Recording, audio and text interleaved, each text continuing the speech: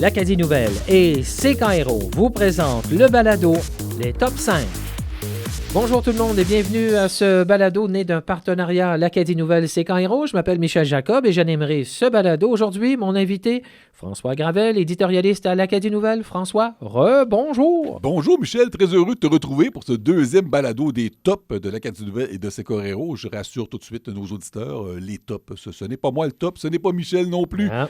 Nous sommes ici pour parler de nos top 5 de fin d'année et plus particulièrement des personnalités qui ont marqué l'année et l'actualité. Oui, après le top 5 événements de l'année, place top 5 personnalités de l'année. Et avant de commencer, Michel, un avertissement à nos auditeurs. Le classement des personnalités de l'année, ce n'est pas un hommage que nous rendons. On ne distribue pas les prix du mérite ici, aujourd'hui, au balado des tops. Notre but, c'est d'identifier les personnalités qui, à nos yeux, ont fait l'actualité. On n'ira pas aujourd'hui avec des choix, des hommages, ni des personnalités non plus qui ont eu un impact particulièrement négatif. Au moment où on enregistre tout ça, on approche des fêtes, ce sera bientôt Noël, tout le monde est de bonne humeur, on n'a pas le goût de fâcher tout le monde avec une bonne grosse controverse. Non, entre deux pâtés et un morceau de dinde, allons-y maintenant en top 5 personnalités de l'année. Pour ce nouveau balado, Michel, on va faire exactement comme la première fois et commencer en force avec la personne qui est la personnalité de l'année 2024 au Nouveau-Brunswick. On ne va pas chercher à créer un faux suspense. Non. Pourquoi? Parce que tout le monde a deviné notre choix et je suis pas mal certain qu'à peu près tout le monde le devine. Si on faisait un sondage, si on ouvrait les lignes en disant « Appelez-nous, dites-nous qui est selon vous la personne qui a le plus marqué 2024 », quel nom ressortirait presque à l'unanimité selon toi, Michel? Allons-y avec les yeux fermés, les oreilles grandes ouvertes. Susan Holt. La première ministre du Nouveau-Brunswick, Susan Holt. La mémoire est une faculté qui oublie, Michel. Aujourd'hui, Mme Holt est à la tête d'un gouvernement avec une forte majorité, une brillante victoire électorale, mais on oublie que cette victoire-là n'était pas assurée du tout. Vraiment. Je ne compte plus les personnes qui m'ont dit avant et pendant la campagne électorale, jusqu'à la veille du vote, que le gouvernement allait être minoritaire. Je rends toutefois hommage à deux personnes, deux libéraux, le ministre Robert Gauvin, l'ancien ministre Serge Roussel, qui ont tous les deux prédit pile que les libéraux gagneraient 31 sièges. Je ne sais pas si c'était un souhait ou une analyse, mais ils avaient raison tous les deux. Mais avant de devenir Susan Holt, la première ministre populaire qui a vaincu Blaine Higgs, Mme Holt a été pendant toute l'année Susan Holt, la chef libérale qui n'arrivait pas à profiter de l'impopularité de Blaine Higgs, qui était pratiquement inconnu des électeurs. Pendant longtemps, le taux d'insatisfaction était très élevé pour Blaine Higgs, mais ça ne se reflétait pas du tout dans les sondages. On connaît toutefois la suite de l'histoire, même si encore aujourd'hui, j'ai de la difficulté à déterminer si les électeurs ont porté Susan Holt au pouvoir ou s'ils se sont débarrassés de Blaine Higgs. Malgré les écarts et les embûches aussi pendant la campagne électorale, notamment avec le plan financier présenté par les libéraux. On aurait pu croire que cela allait vraiment les placer dans un coin, allait les isoler, mais ça n'a pas été le cas. Non, parce que ce ne sont pas les chiffres qui ont porté Susan Holt au pouvoir, c'est l'espoir, c'est l'enthousiasme. Pour des Acadiens, bien sûr, qui ont toujours eu une relation très difficile avec Blaine Higgs, mais aussi avec tous ceux qui ont rêvé d'un changement de gouvernement et qui n'y croyaient plus. La victoire de Mme Holt représente beaucoup. C'est pas l'équivalent de l'arrivée au pouvoir de Louis-J. Robichaud, là, on s'entend. Mais c'est une victoire qui signifie beaucoup plus que celles de Blaine Higgs, de David Alward, de Brian Gannon, de Sean Graham. Je reviens à cette phrase très importante que Susan Holt a répétée le soir de sa victoire, soit qu'elle va gouverner pour tout le monde, et j'ouvre les guillemets, peu importe la couleur de votre peau, peu importe qui vous aimez, où vous vivez ou quelle langue vous parlez. Peut-être la phrase la plus rassembleuse de toute la campagne et surtout une grosse coupure avec la stratégie de division de Blaine Higgs.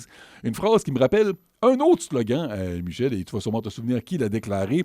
Le Nouveau-Brunswick sera fort quand toutes ces régions seront fortes. Ouf, j'ai eu peur. Je pensais que tu allais me sortir « Ici, être, on le peut ». Une déclaration de Bernard Lord qui l'a mené au pouvoir en 1999. Un Nouveau-Brunswick fort avec des régions fortes. Top 2 maintenant. Pendant 10 ans, l'Acadie Nouvelle a publié un classement des Acadiens et des francophones les plus influents au Nouveau-Brunswick. Et si notre balado aujourd'hui avait pour nom les top influents, ça serait pas très excitant d'abord, mais surtout si c'est ce qu'on faisait, la personne que je me prête à nommer serait au premier rang. Et ça ne serait même pas serré. Et je parle bien sûr du ministre fédéral Dominique Leblanc. Député de Beauséjour, ministre de la Sécurité publique, des institutions démocratiques et des affaires intergouvernementales. Et là, François, quand on parle d'affaires intergouvernementales, on peut prendre la direction chez nos voisins aux États-Unis parce que Dominique Leblanc aura un rôle à jouer très certain au cours des prochaines semaines, des prochains mois. Il joue déjà un rôle extrêmement important de M. Leblanc qui a accompagné M. Trudeau à Mar-a-Lago tout récemment là, pour discuter avec le futur président Trump de ces fameux tarifs de 25 % qu'il veut imposer aux frontières. Pourquoi il était présent, M. Leblanc? Parce qu'il est ministre de la Sécurité publique, là, pour justifier ces tarifs. Donald Trump a affirmé qu'il y avait des problèmes de sécurité à la frontière, mais honnêtement, si M. Trump avait blâmé les pêches, l'Internet, la tarte aux pommes, Michel, c'est quand même Dominique Leblanc qui a accompagné Justin Trudeau au souper de Mar-a-Lago. Il n'était pas aux côtés de Trudeau parce que le hasard a voulu qu'il soit à la tête du bon ministère. Il était là parce que c'est ce que Justin Trudeau voulait et c'est ce qu'il avait besoin. Et en cette période, pour Justin Trudeau, le mot confiance est très important. Oui. Ça s'effrite beaucoup chez les libéraux au fédéral et Dominique Leblanc est la personne de confiance, une des personnes de confiance, la garde rapprochée de Justin Trudeau. Et il inspire la confiance aussi. C'est ça qui est le plus exceptionnel avec M. Leblanc. C'est à quel point tout le monde le respecte. Des politiciens comme Pierre Poilievre, la première ministre de l'Alberta, Danielle Smith, le premier ministre du Québec, François Legault, ce sont des gens qui ne se gênent pas pour critiquer Justin Trudeau et même l'insulter. Penser à M. Poilievre qui traitait M. Trudeau de wacko, c'est-à-dire de cinglé. Mais on n'entend jamais ce genre d'anecdote-là à propos de... ce genre d'insulte-là à propos de Dominique Leblanc. Et à son sujet, j'ai 2 histoires à raconter. La première, le courriériste parlementaire de Radio-Canada au Parlement a récemment déclaré à RDI que Dominique Leblanc est surnommé à Ottawa le concierge, parce que c'est vers lui que Justin Trudeau se tourne pour réparer des pots cassés, pour nettoyer le dégât après qu'il est passé. Et à l'émission de télévision Les Ex, on a vu des chroniqueurs s'interroger sur l'avenir de la ministre des Affaires étrangères, Mélanie Joly. Se demander si c'est la bonne personne. Et c'est alors qu'une chroniqueuse a déclaré « Mais de toute façon, je vois personne dans le caucus libéral qui pourrait remplacer Mme Joly et être une bonne ou un bon ministre des Affaires étrangères.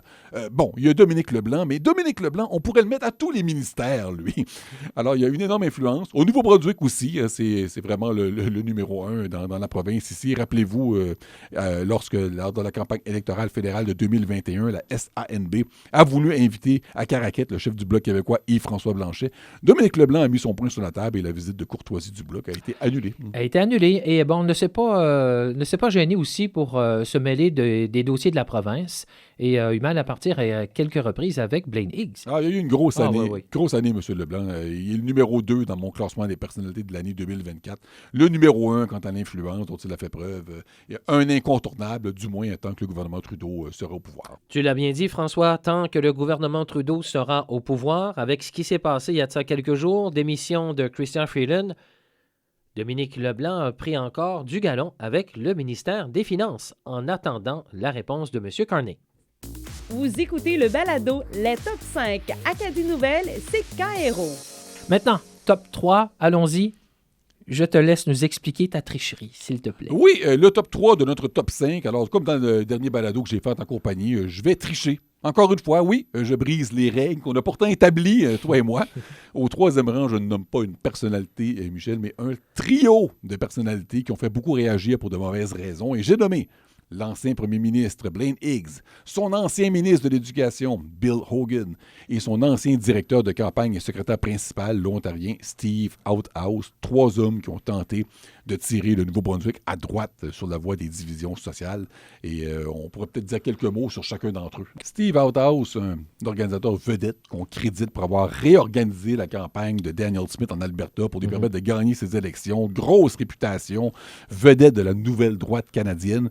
Et il a fait patate, Michel. Il avait oublié que le Nouveau-Brunswick n'est pas l'Alberta. La campagne PC a été désorganisée. M. Higgs n'était pas très visible. Son plan de campagne, avec des publicités négatives, un échec retentissant. Son plan, avec seulement 11 promesses, a donné l'impression qu'il était à bout de souffle, à court d'idées. Ma prédiction, M. Outhouse ne mentionnera pas son expérience ni au Brunswickoise sur son CV. Exact. Et c'est un peu rafraîchissant aussi de voir que le Nouveau-Brunswick n'est pas d'Alberta. Tout à fait. Et d'autres auraient pu le comprendre aussi. Je pense peut-être à Bill Hogan aussi, le ministre de l'Éducation, qui m'a beaucoup déçu. Des 3, je vous dirais que c'est lui qui m'a le plus déçu. Ancien directeur d'école, ancien enseignant en immersion, un député d'arrière-ban crédible, sans histoire. Et il s'est transformé en bon petit soldat qui obéit aux directives de son chef, sans poser de questions, a tenté de supprimer le programme d'immersion française. Au cours de la dernière année, ça a été le combat pour défendre sa nouvelle politique 713 réécrite, pour transformer les enfants transgenres genre en enjeu électoral. Il est encore député, on verra s'il va changer maintenant que Blaine Higgs n'est plus son chef. Est-ce qu'on peut parler de M. Hogan comme d'opportunisme politique, le fait d'avoir porté certains drapeaux, d'avoir été peut-être la personne qui voulait peut-être devenir un général tout près de Blaine Higgs? C'est une question que je me suis posée souvent, Michel. Est-ce que Bill Hogan croit tout ce qu'il a dit, tout ce qu'il a défendu, ou est-ce qu'il a jugé qu'en tant que ministre de l'Éducation, son travail, c'est de faire ce que son patron, Blaine Higgs, lui demande? Blaine Higgs qui a tenté de transformer le Parti conservateur pour qu'il ressemble à la droite évangélique, celle qu'on retrouve aux États-Unis et dans l'Ouest canadien. Le plus fou dans le cas de Blaine Higgs, c'est qu'il aurait pu partir au sommet de sa gloire. L'année dernière, à la même date, il donnait l'impression d'être démotivé. Ça lui tentait plus de gouverner. J'étais convaincu qu'il allait prendre sa retraite. Puis est arrivée toute cette histoire-là de la politique 713. Ça lui a donné à lui, à son épouse aussi, la motivation de continuer. Il y avait de l'action, de la controverse. Il est devenu une vedette dans les cercles de droite dans l'Ouest canadien. On l'invitait à des conférences. L'argent entrait à flot dans les coffres du parti. Pierre Poilièvre voulait être avec lui. Et tout ça a pris fin brutalement. Il a perdu ses élections. Il a perdu son siège, il a perdu une bonne partie de son pouvoir d'attraction. Top 4 maintenant, allons faire un petit tour en santé. En 4e position, j'ai choisi, Michel, une personne qui a connu une année difficile, la PDG du réseau Vitalité, la docteure France Desrosiers. France Desrosiers qui a vu son contrat de travail renouvelé à l'arrivée du nouveau gouvernement ici au Nouveau-Brunswick. Elle a souvent fait les manchettes pendant la dernière année, très rarement pour des nouvelles positives, très souvent pour parler des infirmières d'agences privées. Mais si tu te souviens bien, Michel, la docteure Desrosiers avait fait les manchettes une autre fois. Tout juste avant que le dossier des infirmières privées lui explose en plein visage, elle a participé au souper de financement du Parti conservateur avec Blaine Higgs et Pierre Poilievre. Chaque billet coûtait 600 $. Par contre, c'est important de le préciser, ce n'est pas elle, ni le réseau Santé Vitalité, ni les contribuables qui ont acheté le billet. C'est le président du conseil d'administration du réseau, Thomas Soucy, qui a payé le billet de sa poche. Il trouvait important que la docteure Desrosiers ait accès aux décideurs, mais c'est quand même une décision controversée que d'avoir accepté ça. Personnellement, comme éditorialiste, je ne crois pas que la PDG d'une régie de santé devrait devoir payer pour avoir accès au premier ministre. Ben, c'est justement, on s'envoie le message. Si on se déplace pour avoir accès aux décideurs, ben, avec le poste que tu occupes présentement, ce serait seulement normal d'avoir accès sans te déplacer pour un souper ou une réunion. Tout à fait. Et pendant cette réunion-là, d'ailleurs, les gens pouvaient même payer un bonus pour pouvoir parler en personne avec Blaine Higgs. J'avais trouvé ça indécent à l'époque et je le pense encore. L'autre enjeu, évidemment, qui a marqué le reste de l'année, c'est les infirmières du privé. On en a parlé plus longuement dans notre premier balado, Michel. C'est un dossier qui a beaucoup nué à la docteure Desrosiers. Surtout du fait qu'elles ont coûté cher, très cher, au point de menacer les sacro-saints surplus budgétaires de Blaine Higgs. Et ça, il ne l'a pas pris. On a vu des guerres de mots entre M. Higgs et Mme Desrosiers. M. Higgs a dit que c'est un mauvais contrat, que la docteure Desrosiers n'a pas su faire preuve d'un bon leadership, qu'elle blâme les fonctionnaires pour ses erreurs. Mme Desrosiers a répliqué à tout ça. C'était pas toujours beau à voir. Mais ce qu'on peut dire, par contre, de la docteure Desrosiers, c'est qu'elle a toujours gardé le cap. Elle a toujours dit que les infirmières privées étaient nécessaires pour garder des services de santé fonctionnels, y compris certaines salles d'urgence, que leur présence a permis de sauver des vies. Et là-dessus, elle a toujours tenu la même ligne directrice. Ouais, elle ne s'est pas gênée aussi pour dire être inquiète de la création du réseau parallèle de soins mis en place par le gouvernement, dont la gestion était accordée au secteur privé. Également quelques mises en garde concernant les services en français. Top 5, François? Nous terminons avec une personnalité qui a évité toutes les controverses cette année, qui a eu une année magnifique, mais qui vivra sûrement plusieurs controverses en 2025. Alors, j'ai nommé celui que j'ai surnommé le super ministre du gouvernement de Susan Holt, le vice-premier ministre, ministre des Finances, ministre de l'Énergie, ministre responsable de la révision de la loi sur l'accès à l'information, René Lagacé. Va-t-il y avoir assez de séjours par semaine pour M. Lagacé avec ce super poste? Bonne question, Michel. Ce sont des dossiers majeurs qui l'attendent.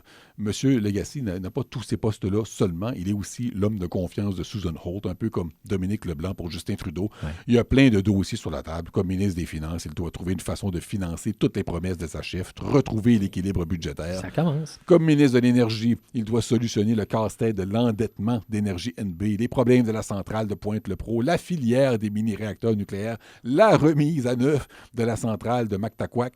Ce sont des décisions de plusieurs milliards de dollars qui devront être prises. Et en plus, comme je le disais tantôt, Susan Hall lui a confié la responsabilité de réviser la loi d'accès à l'information. Présentement, Michel, si tu fais une demande au gouvernement, une régie de la santé, une municipalité, peu importe, et que les responsables ne veulent pas te donner l'information, ils vont te répondre non. Et si l'Ombudsman décrète que l'information est d'intérêt public, qu'elle doit être dévoilée, on va te répondre non.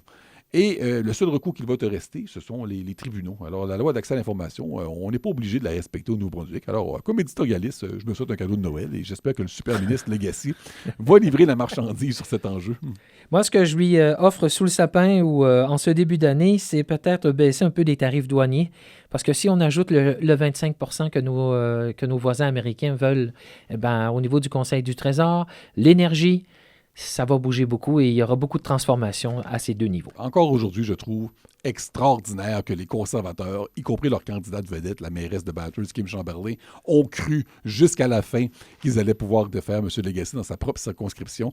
Ce n'est pas un député d'arrière-ban que personne ne connaît. Là. C'est lui qui remplaçait Susan Hall pendant la période des questions en son absence. Il avait bien mené le dossier des ruines de la Smurfit Stone. On se souvient des calendriers qu'il produisait chaque année avec des photos de paysages de la Stone. Les électeurs de Bathurst n'ont jamais élu de député conservateur. C'est passé proche quelques fois, mais ce n'est jamais arrivé.